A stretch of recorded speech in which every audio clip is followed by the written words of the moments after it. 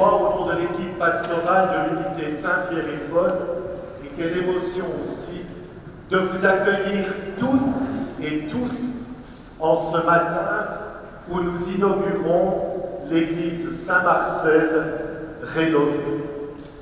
Bienvenue en premier à notre évêque, Monseigneur Félix Mur. Bienvenue aussi à Monseigneur Étienne Onguéomoun, évêque de Bondo en République démocratique du Congo, et à Monseigneur Gérard Daucourt, évêque émérite de Nanterre. Bienvenue à Monsieur le vice-président du Conseil des États, Claude Hesch, et à Monsieur le conseiller national, Jean-Paul Schmitt. Bienvenue à Monsieur le président du gouvernement de la République et canton du Jura, Monsieur Charles Jugard, à Monsieur le vice-président du Parlement jurassien, Monsieur Jean-Yves Gentil. Bienvenue à vous toutes et à vous tous, les membres des autorités cantonales, communales, ecclésiastiques, bourgeoises, et aussi un bienvenue particulière à nos frères et sœurs de la paroisse réformée évangélique de Delémont. Bienvenue à vous, frères et sœurs de la communauté catholique, mais à vous toutes et à vous tous qui, dans cette église, vous sentez à la maison parce qu'elle est riche d'un passé magnifique pour Delémont et pour notre région. Que d'événements se sont déroulés ici, dans cette église. Événements spirituels, religieux, liturgiques, mais aussi événements historiques, retenant simplement la première réunion de l'Assemblée constituante de la République et canton du Jura en 1976. Et n'est-ce pas que d'être de l'Église, c'est d'être ouvert au monde, comme en témoigne la présence de l'évêque de Bondo, comme en témoigne aussi la présence des communautés italiennes, espagnoles, portugaises, vous qui êtes d'ici ou d'ailleurs. Que la fête soit belle.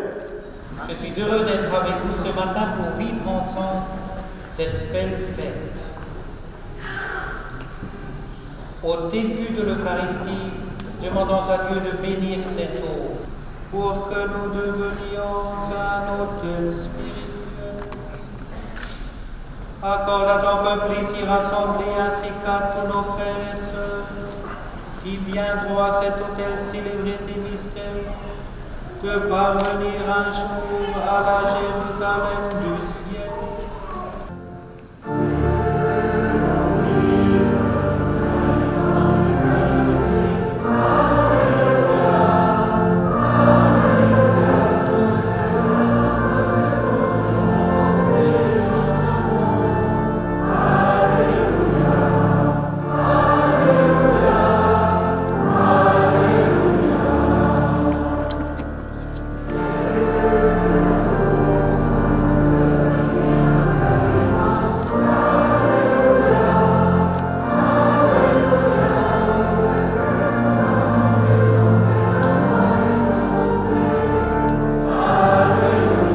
Cette rénovation représentait vraiment un défi de taille.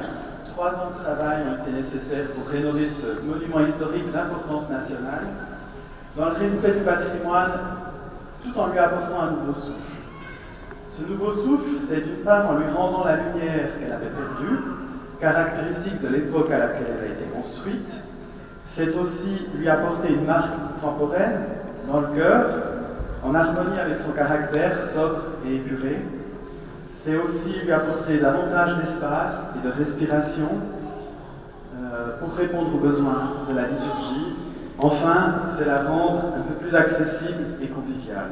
Je vous invite à vous laisser vous imprégner de cette lumière et de cet espace retrouvé.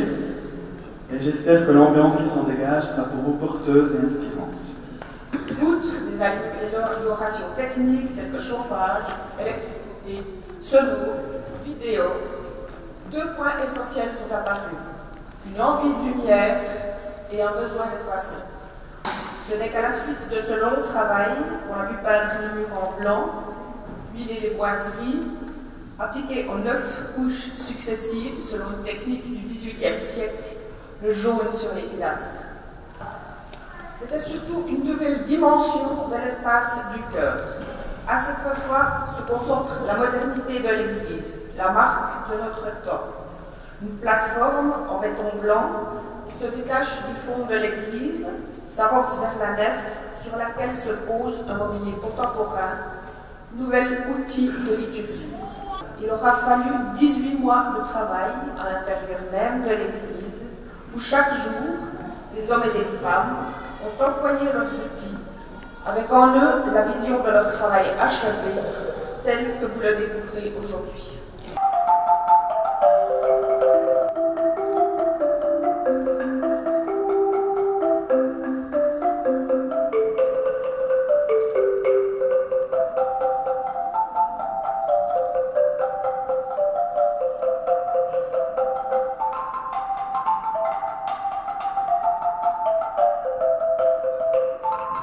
Chers frères et sœurs, c'est magnifique une telle célébration telle que nous la célébrons ce matin.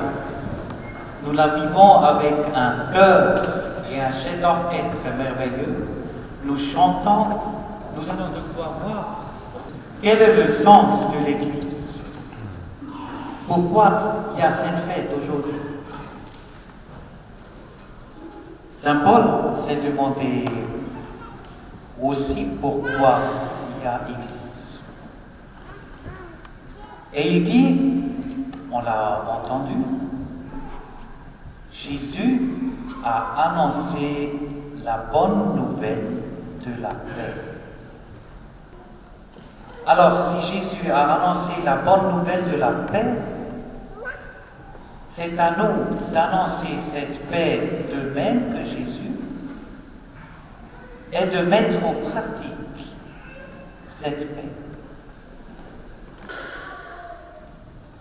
Pourquoi une église?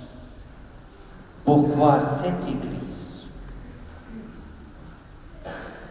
Pour que les gens qui y passent, qui s'y recueillent, trouvent la paix.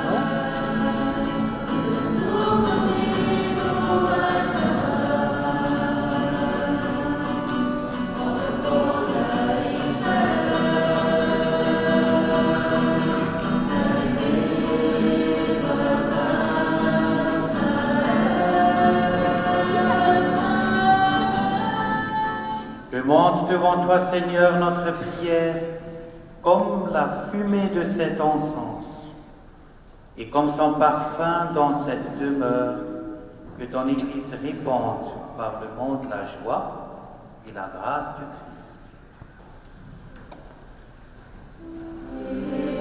Santo, scendi su di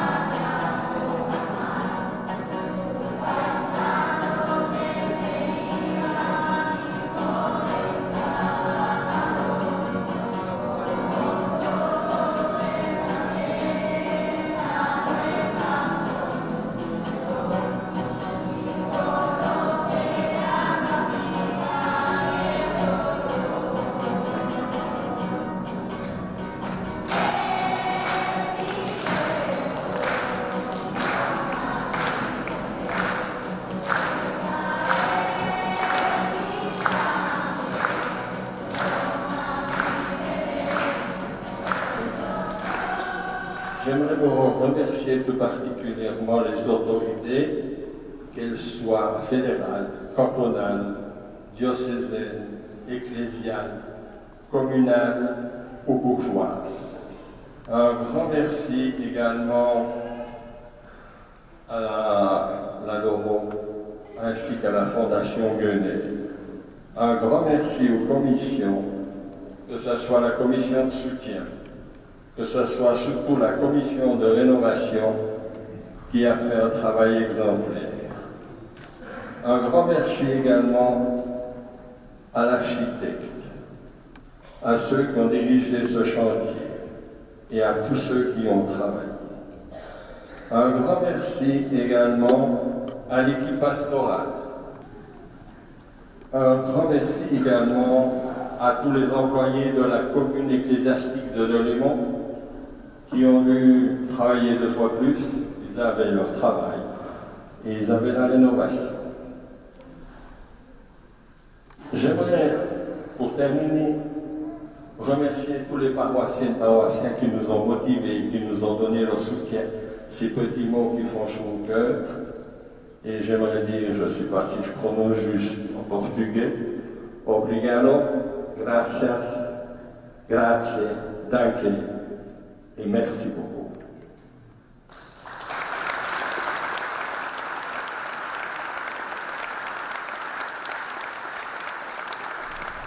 Et que la bénédiction de Dieu Tout-Puissant, le Père, le Fils, le Saint-Esprit descende sur vous et y demeure à jamais.